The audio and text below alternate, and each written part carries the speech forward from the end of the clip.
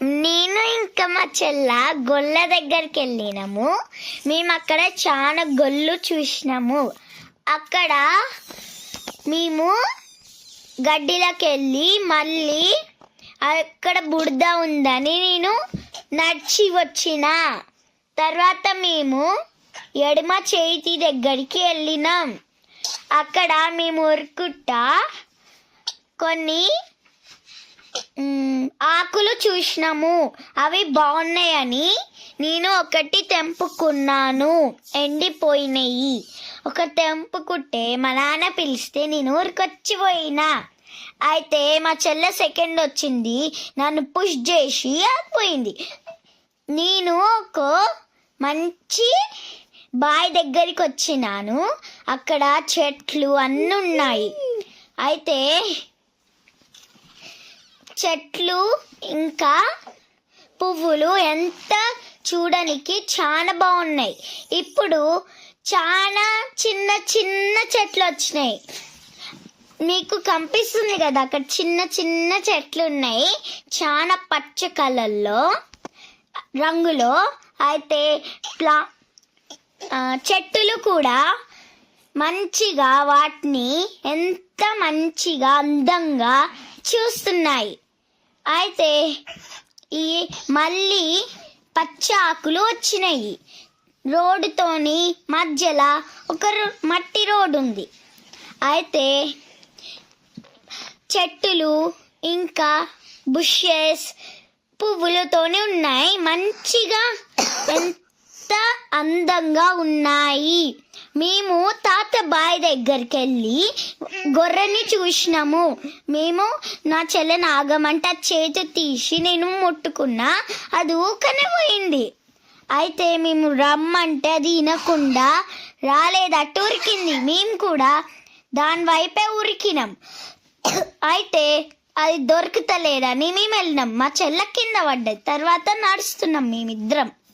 అయితే మేము నడుచుకుంటూ వెళ్ళి ఆ గ్రీన్ తోటలకి వెళ్ళినాం. అయితే నడుచుకుంటా నాకు భయమైంది అల్ల పాములు ఉంటాయని. అయితే మేము నడుస్తున్నాం. అయితే అక్కడికి వెళ్ళినాక మేము ఒక మోర్ చూసినాం. అయితే అల్లా నీళ్ళు వస్తున్నాయి, ఆ మట్టిలకి వెళ్తున్నాయి. అయితే మేము అక్కడికి వెళ్ళి ఆ చెట్టు చూసినాం. అయితే ఏ జామ పండ్లు లేవు. అయితే మేము అక్కడికి చూస్తున్నాం.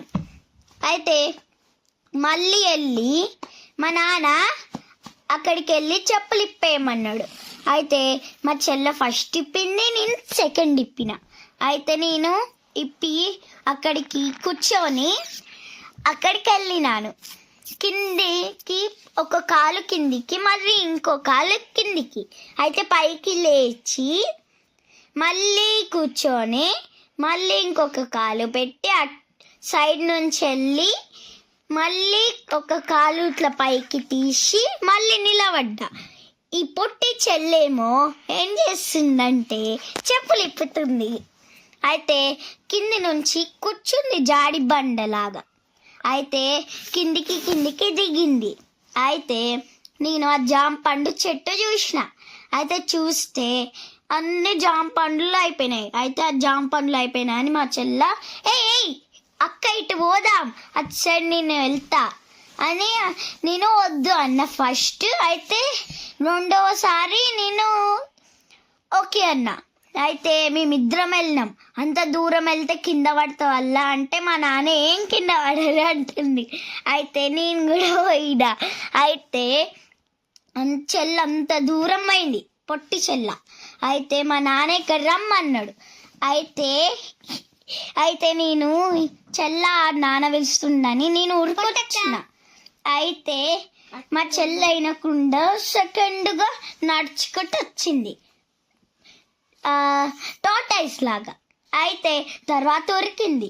అయితే మేము పైకి ఎక్కి చెప్పులు వేసుకుంటున్నాం. మా చెల్ల నన్ను పట్టుకుంది. అయితే నేను వెళ్ళకుండా ఆగు నా కోసం అంటుంది. కానీ నేను ఆగకుండా వెళ్ళిన చేతి తీసి. అయితే నేను ఉరికిన. అయితే అక్కడ నేను పింక్ పాము చూసిన, నాన్న దగ్గరికి వెళ్ళిన.